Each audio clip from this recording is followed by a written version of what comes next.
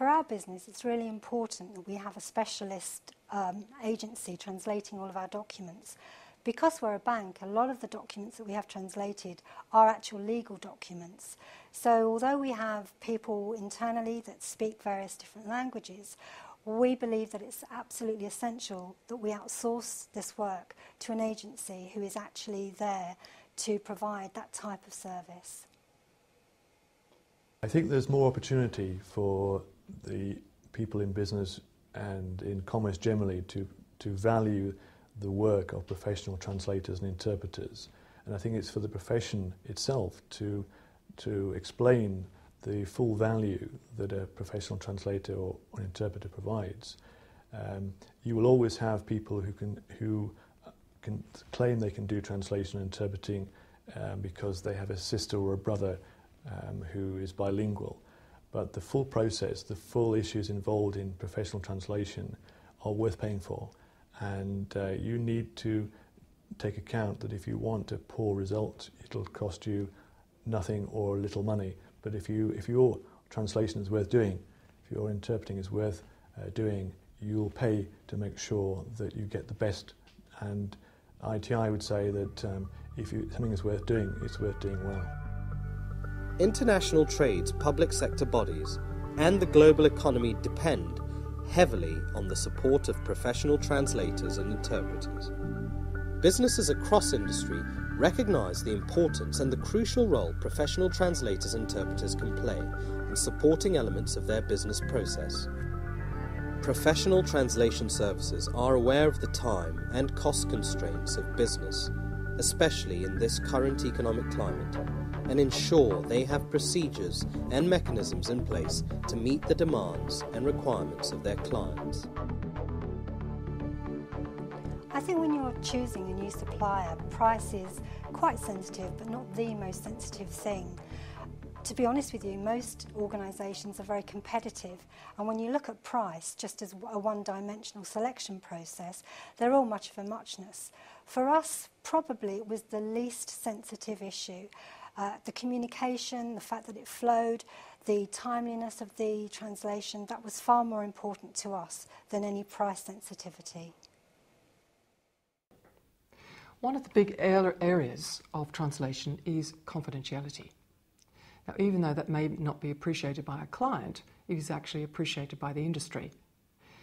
Translation is unusual insofar that very often it is involved in new contracts, potential conflict of interest, where there may be oil companies that are tendering for the same oil field, where there are regulations and investment banks have to put certain prospectuses into stock exchanges before the information is released to the general public.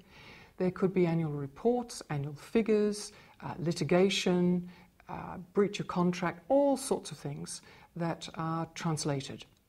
And many people feel that translation is not important, and therefore they often get the most junior person to purchase translation by the meter.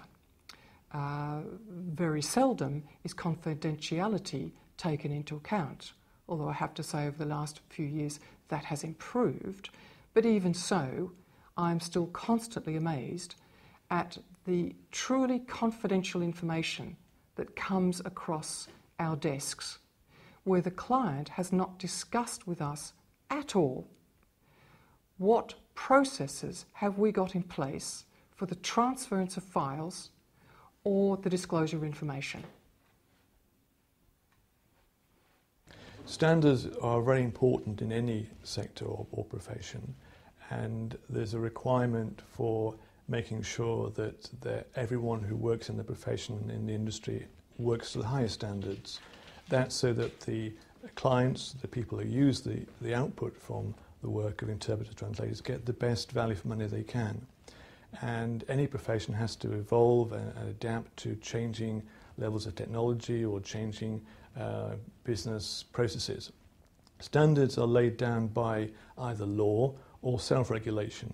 In this country, the people who play a key role in developing standards or enforcing standards are universities, in terms of they actually provide knowledge in the basic raw languages.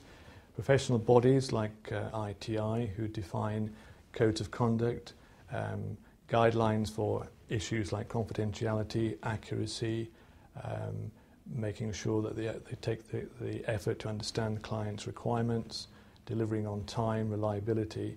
So standards have to be promoted by a professional body like ITI, but it's up to individuals to make sure that they recognise the value of standards and actually make sure that they genuinely follow the standards or follow a way of improving their knowledge, that they themselves don't just play lip service to standards, because the market will find out where they don't follow those standards. But at the end of the day, it is up to individuals to value the need for standards, because they will get the business, they will actually shine out compared to other people, and it's a case of actually making sure that people find professional pride or advance their skills and their knowledge and keep their standards and knowledge up to date. And there's also an issue that standards will be also concerning wider knowledge.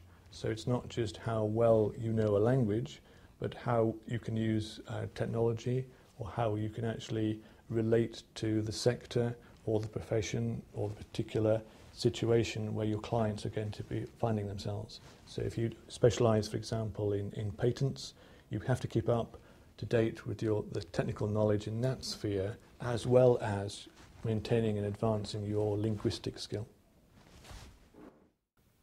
Translation as an industry has been viewed as a secretarial industry, and therefore, to a certain extent, it is undervalued and underpaid. It is not seen as a management tool, which it should be, and therefore it does not have the credence within the company that it should have. In many companies, translation is purchased by anybody who cares to purchase translation. Increasingly, it is becoming centralised, but companies still will centralise post, couriers and the purchase of coffee to the detriment of purchasing translation. And I know of many global companies that will have as many as 40 to 50 different translation suppliers in their company. They will have no cost centres and no idea as to how much translation is costing them. Frequently, where clients have decided to centralise translation, they have been amazed that the cost has been around £2.5 to £3 million, and that the quality of translation has been anything from somebody with GCSEs to professional translations doing it. There has been no internal quality control and no processes. Where this has changed, the company has increased the method by which it has purchased translation and the attitude towards translation and its importance as a management tool has equally increased. The view is that the job outlook for translators and interpreters is positive, with a strong increase in the demand, and in an increasingly global society, quality translators and interpreters have never been more important. When documents are translated well, business can function more effectively and efficiently, trusting in the quality of their communication.